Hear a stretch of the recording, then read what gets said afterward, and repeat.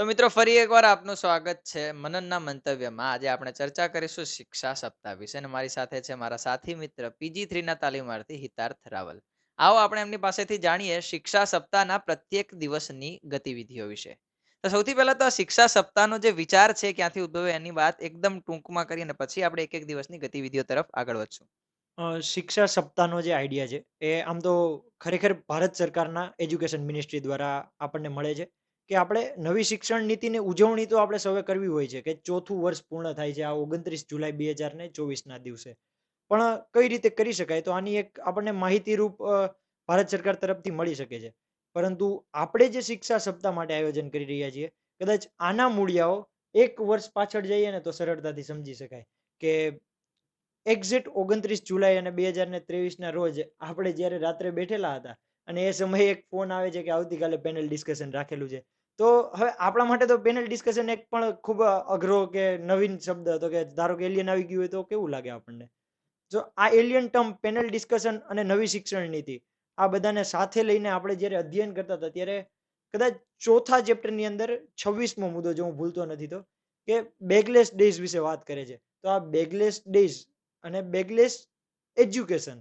સો આના માટે આપણે શિક્ષકો પણ તૈયાર તો હોવા જોઈએ. તો આવા શિક્ષકો તૈયાર કરવાના ઉદ્દેશ્યથી આપણે એક થીમ ઉપર કાર્ય કરી રહ્યા હતા કે શું કરી શકાય. તો આ બેગલેસ ડેઝ અને હજી એક વધુ શબ્દ છે પિયર લર્નિંગ અને ત્રીજો શબ્દ ભારતીય જ્ઞાન પરંપરા જેને શોર્ટમાં આઈકેએસ તરીકે પણ ઓળખવામાં આવે છે. તો આ ક્યાંક ને ક્યાંક આ ત્રણ પાયાના સિદ્ધાંતો જેની ઉપર આપણે કામ કરવાની ઈચ્છા હતી. તો આપણે દોડવું હતું ને ઢાળ મળ્યો કે આટલી વસ્તુ પર કામ કરવું હતું અને ઉપરથી આપણને આ ત્રણ વસ્તુઓ મળી છે કે ભારત સરકારની ગાઈડલાઈન મળી છે. આપણી સંસ્થા તરફથી સારો એવો સહયોગ મળ્યો છે કે એમને આપણને પરમિશન અને વિદ્યાર્થીઓ આપ્યા. અને આ સાથે સાથે માર્ગદર્શન. ખરેખર માર્ગદર્શન ખૂબ કઠિન વસ્તુ છે. હવે ગૂગલ મેપ તમને રસ્તો બતાવે પણ ખરેખર કોઈ ઇવેન્ટ કરવી હોય તો સારા માર્ગદર્શકો જોઈએ. તો આ ત્રણેય માટે આપણે ફરી એકવાર સંસ્થાનો પણ આભાર માની અને આ રીતે આનો ઉદ્ભવ થયો છે. શિક્ષા સપ્તાહ તો એ જે શબ્દ છે એની અંદર જ સપ્તાહ શબ્દ આવે છે ને સપ્તાહ એટલે 7 દિવસ જેની અંદરથી 6 વર્કિંગ ડેઝ ઉપર આપણે કામ કરવાનું છે અને 6 પ્રત્યેક દિવસની અલગ અલગ ગતિવિધિઓ રહેવાની છે. જે રીતે આપણે વાત કરી કે રાષ્ટ્રીય શિક્ષા નીતિ ચેપ્ટર 4 મુદ્દો 26 બેગલેસ એજ્યુકેશન કે બેગલેસ ડેઝની જે આપણે વાત કરી એના માટે શિક્ષકોને તૈયાર થવાનું છે અને ભારતીય શિક્ષક પ્રશિક્ષણ સંસ્થાન ખરેખર શિક્ષકોને તૈયાર કરે છે. જે પ્રકારે નીટ અને જેડબલની તૈયારી છોકરાઓ કરતા હોય તેના માટે એક શબ્દ વાપરે છે ક્રેશ કોર્સ. તો આ 7 દિવસનું શિક્ષા સપ્તાહ ખરેખર 6 વર્કિંગ ડે છે. 6 દિવસનું જે શિક્ષા સપ્તાહ છે આપણું એ શિક્ષા સપ્તાહ બેગલેસ એજ્યુકેશન માટે ભવિષ્યના શિક્ષકોને તૈયાર કરવાનું એક ક્રેશ કોર્સ સમાન સાબિત થશે. આવો આપણે જાણીએ ડે બાય ડે કે શિક્ષા સપ્તાહની અંદર ખરેખર હશે શું. પહેલા દિવસે શિક્ષા સપ્તાહમાં કયા કયા પ્રકારની ગતિવિધિઓ હશે? સૌથી પહેલા પહેલો દિવસ એને આપણે વાચસ્પતિ તરીકે ઓળખવા માંગીએ છીએ કે શિક્ષક ઓલવેઝ અને must be a good communicator. જો એ પોતાની વાતને જ લોકો સુધી સારી રીતે નહીં મૂકી શકે તો એમનો ઓડિયન્સ એટલે કે એમનું જે વિદ્યાર્થીઓનું મંડળ છે તો આ કઈ રીતે કાર્ય કરશે. અને જો શિક્ષક સારી રીતે કામ નથી કરતો તો વિદ્યાર્થી અને વિદ્યાર્થીથી સમાજ તો સમાજની અંદર જ પણ જરૂરિયાતો પૂર્ણ નહીં થાય. તો આના માટે એક શિક્ષક સારો કોમ્યુનિકેટર હોવો જોઈએ અને જે વાચસ્પતિ એટલે કે એની જે વાચા છે આપણે આનું નામ જે આપ્યું છે એ આપણી કોર થીમ આઈકેએસ એના ઉપરથી આપણે ઇન્સ્પાયર્ડ થઈને નામ આપ્યું છે કે વાચસ્પતિ. અને આની અંદર એક આપણા બધાની ઈચ્છા હોય કે મને મને ગમતું બોલવા મળે. બોલવા તો મળે પણ મને ગમતું બોલવા મળે. કોઈકને કોઈક જવાબદારીમાં કોઈકને કોઈનો અભાવ નડે છે જેમ આપ કહેતા હોય કે કોઈકને કોઈકનો પ્રભાવ નડે છે. તો અભાવ અને પ્રભાવ બંનેથી દૂર ઉઠીને પોતાને જે બોલવું છે એ બોલવા મળે. એ એક ઇવેન્ટ છે. એની અંદર અલગ અલગ પ્રવૃત્તિઓ થઈ શકે. જેમ કે કોઈ એડવર્ટાઇઝ જોઈએ છીએ અને આપણો જે નવી શિક્ષણ નીતિ વાત કરે છે કે multi disciplinary trans disciplinary inter disciplinary અને ઇન્ટ્રા ડિસિપ્લિનરી. તો આ ચારેય ફિલ્ડની અંદર અલગ અલગ રીતે રિસર્ચ થઈ શકે. એટલા માટે આપણે સામાન્યમાં સામાન્ય બાબત આપણે એક એડવર્ટાઇઝ જોઈ તો આ એડવર્ટાઇઝની અંદર સાયન્સનો કયો કન્સેપ્ટ લાગે છે આ રીતની પણ એક એક્ટિવિટી થઈ શકે ઓપન માઇકની અંદર. ઓપન માઇકની અંદર હું ખાલી કવિતા જ કહું કે ગઝલ જ કહું કે એવી કોઈ બાંધછોડ નથી હોતી એટલે જ કદાચ એને ઓપન માઇક કહે છે. અને આપણી ઇવેન્ટ જે ઓપન ક્લાસરૂમને પ્રમોટ કરે છે. આ સિવાય કોઈ પણ વસ્તુનો આપણે સોલ્યુશન જોતું હોય તો આપણે ડિસ્કશન ફોરમ એક હું મારો પ્રોબ્લેમ આપની સાથે ડિસ્કસ કરું અને કોઈ પણ વસ્તુ હોય મારે કોઈક વસ્તુ જોતી હોય ને આપણી પાસે કદાચ વધારાની હોય પણ વગર માગે તો માય નો પીરસે. તો પછી માગવું તો પડશે. તો માગવા નહીં કરતા એને આપણે એક ચર્ચાનો વિષય બનાવીએ. તો એ એક ડિસ્કશન ફોરમનું પણ એની અંદર આપણે સમાવેશ કર્યો છે. આ સિવાય આપણી પાસે કોઈ સારો બિઝનેસ આઈડિયા છે. આમ તો શિક્ષણને ધંધો ન કહેવો જોઈએ. પરંતુ એજ્યુકેશનને જો હવે આપણે સસ્ટેન કરવું હશે કે સર્વાઈવ કરવું હશે, તો કોઈક ને કોઈક રીતે એને કેપિટલ સાથે કનેક્ટ કરવું પડશે. તો આના માટે એક શાર્ક ટેન્ક જેવો જ એક આપણો કન્સેપ્ટ છે કે આપની પાસે જે આઈડિયા છે, એની પીચ પ્રિપેર કરો અને જે આઈઆઈટીની અંદર એસએસઆઈપી નામનો સેલ શરૂ છે કે student and startup innovation programme. તો આના જે જજ છે એ જ આવે અને આપની પાસે જે કન્ટેન્ટ છે કે આપની પાસે જે વિચાર છે, વિચારને વાંચા મળે અને આપની જે વાચસ્પતિ સિદ્ધ થાય. તો આ એક ઉદ્દેશ્ય છે. આવા અલગ અલગ મુદ્દાઓ આપણે આ ડે 1 ના દિવસે વાચસ્પતિના દિવસે લીધા છે. અને મેં કહ્યું ને કે બધાને બોલવું હોય છે અને એનાથી ઉપર કે એને પોતાના પ્રશ્નોની રજૂઆત કરવી હોય છે. તો આને વાંચા મળે એટલે આપણે વાચસ્પતિને પહેલા દિવસ તરીકે જાહેર કર્યો છે. અને આ આવનારા ગુરુવારથી એટલે કે તારીખ 25 જુલાઈથી શરૂ થઈ રહ્યું છે. તો આ એક ગુરુવારથી ગુરુવાર સુધીની ઇવેન્ટ રહેશે. ખાલી વચસ્પતિની વાત એ પ્રથમ દિવસ પૂરતી વાત થઈ કે એની અંદર અલગ અલગ પ્રકારે આ પ્રકારની ગતિવિધિઓ આકાર લેશે અને ઘણા બધા આપણી સંસ્થાના વિદ્યાર્થીઓ એમાં પ્રત્યક્ષ અને પરોક્ષ રીતે પાર્ટિસિપેટ કરશે. ત્યાર પછી બીજા દિવસની વાત કરીએ તો એમાં કયા પ્રકારની ગતિવિધિઓનો સમાવેશ થશે? બીજા દિવસની વાત કરીએ તો કલ્ચરલ ડે આપણો જે છે એના વિશે વાત કરીએ કે સંસ્કૃતિ.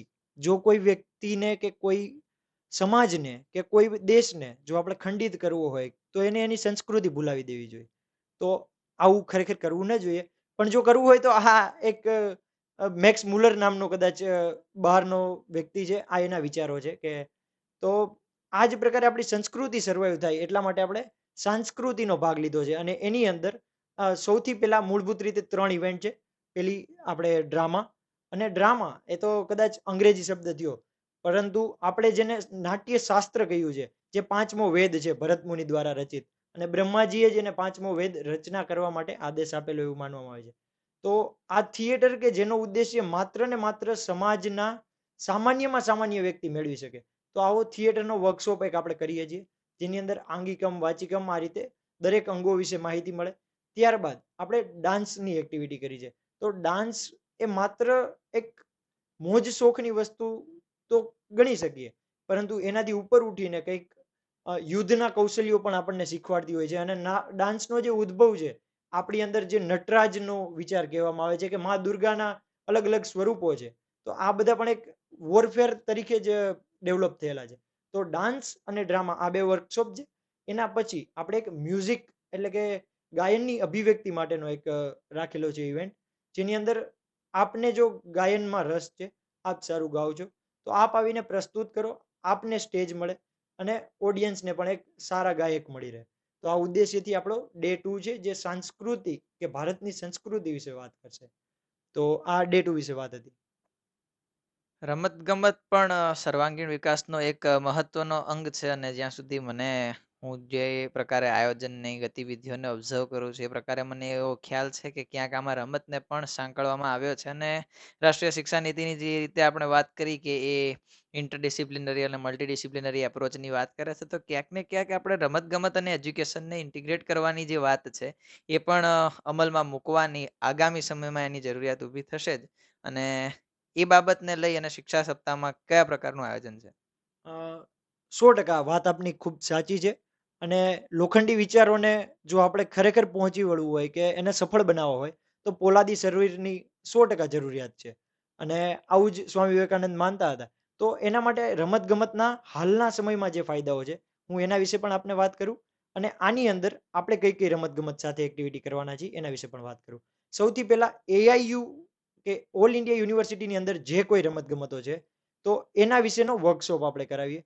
જે કોઈ પણ રમત હોય, કદાચ બાળક ભૂતકાળમાં રમ્યું છે કે નથી રમ્યો, અથવા આજથી પણ જો રમવાનું શરૂ કરશે, તો એને આપણી સંસ્થામાં હોવાના કારણે જે કોઈ ફાયદાઓ થઈ શકે, એના વિશે પણ વાત કરીએ.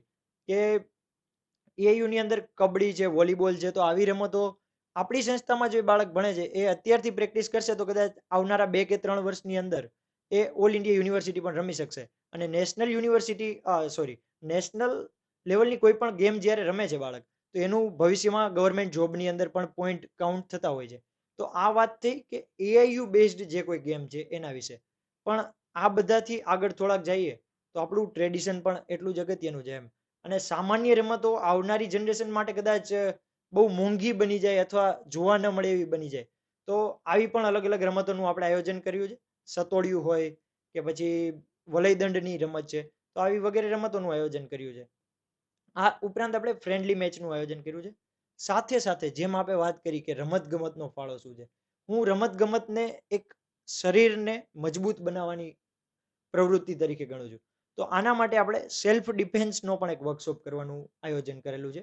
અને એની સાથે ઈજા કદાચ રમત-ગમતની એક બાય પ્રોડક્ટ હોય, આપણે ઈચ્છીએ નહીં, પણ જો થાય, તો એના માટે પણ આપણે ફર્સ્ટ એડની સુવિધા અને એનો વર્કશોપ કરવા માટે જઈ રહ્યા છીએ.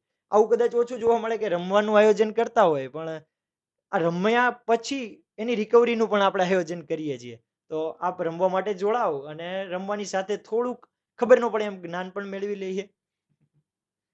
તો આ હતી 3 દિવસની જે શિક્ષા સપ્તાહની ગતિવિધિઓ વિશે આપણે જાણ્યું અને પેલું કહેવાય ને કે બધી જ માહિતી તમને અગાઉથી આપી દે ને તો પછી શું છે કે ક્લાસમાં બેસવાની ઈચ્છા ના થાય. સાહેબ પહેલેથી પીડીએફ શેર કરી દે ને તો કે બરાબર છે હવે પરીક્ષા ટાઈમે વાંચી લઈશું. તો એ જ પ્રકારે 3 દિવસની જે ગતિવિધિઓ છે શિક્ષા સપ્તાહની એ આપણે જાણી અને આગળના 3 દિવસની જે ગતિવિધિઓ છે એના માટે પ્રત્યક્ષ રૂપે આપણે કેમ્પસમાં ભેગા થઈ અને શિક્ષા સપ્તાહમાં ભાગ લઈશું. તો શિક્ષા સપ્તાહની અંદર આપણા કેમ્પસના તમામ તાલીમાર્થીઓને જોડાવા માટે તમે શું આહ્વાન કરશો? હમ. સૌથી પહેલા તો એક હું જે ડેમોક્રેસીની વ્યાખ્યા અબ્રાહમ લિંકને આપેલી છે, એને હું થોડીક અલગ કરીને આપણી જે ઇવેન્ટ છે શિક્ષા સપ્તાહ, મેં શબ્દ વાપર્યો આપણી. આપણી એટલે કે મારી અને તમારી. આ જોનાર માટે મારી અને તમારી, તમારી અને મારી. તો આનું આપણી ટેગલાઈન જ છે કે ઓર્ગેનાઇઝડ બાય યુ એન્ડ મી. તો દર્શક મિત્રોને હું એ જ કહેવા માંગીશ કે અત્યારે તમે જોવો છો તો તમારી અને મારી છે. પણ તમે બીજાને વાત કરશો ને તો એ તમારી અને બીજાની સાથે. તો આપે જે રીતે વાત કરી